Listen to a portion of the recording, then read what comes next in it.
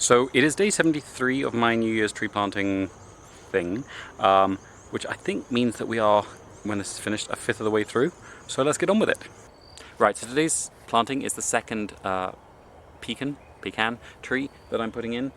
So they're both the same variety, which could create some issues, although probably, at least to begin with, because of the slightly different soils they're in, the slightly different locations they're in, the slightly different amount of light they're in, there will be a slight variation between flowering times of them. So hopefully there will be a little bit of cross-pollination between the two of them, and hopefully, because this is the Barton variety, which I know in some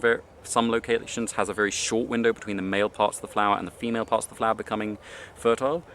they should be reasonably self-fertile. I know this variety can, in some places, be quite self-fertile, but because we still haven't had any real rain, we did have a little tiny bit of drizzle last night, and the clouds certainly look like the storm system is breaking up, and we should be returning to normal service soon. But because we haven't had that, I'm pre-watering the hole, so I've put a bucket of water before this film starts while the camera was charging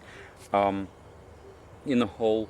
and let that soak in a bit, and that should convince the roots to just go down a little bit. Now, in with that, I'm putting Dracaena reflexa, which are going to be perfectly happy to go into that very wet soil, but I'm going to put a little distance between that and the aloe arborescens, because that is going to be just a bit too wet, because they've been cut today. If they'd been cut yesterday, they'd probably been fine going into that, but because it'll take a little while for that to sort of drain down, especially once the soil and the tree is back on top of that, I'm going to be putting the aloe arborescens in sort of slits in the ground around it, which aren't quite so wet. And then I'm going to be putting some Calico Fetch and Koi, which is very tolerant, so I'm going to be putting that diagonally through the wet soil into the dry soil, so it's got a chance either way. This is one of the ones that was previously classified in Bryophyllum, which all have the wonderful capacity to grow from bits of leaf if they fall off.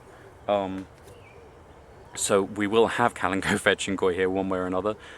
so even if the stems do rot underground, it will still spring back up. But yeah, so that should be everything for today, a fifth of the way through, which I'm quite pleased about. And tune in again tomorrow when I do actually have a plan for a change.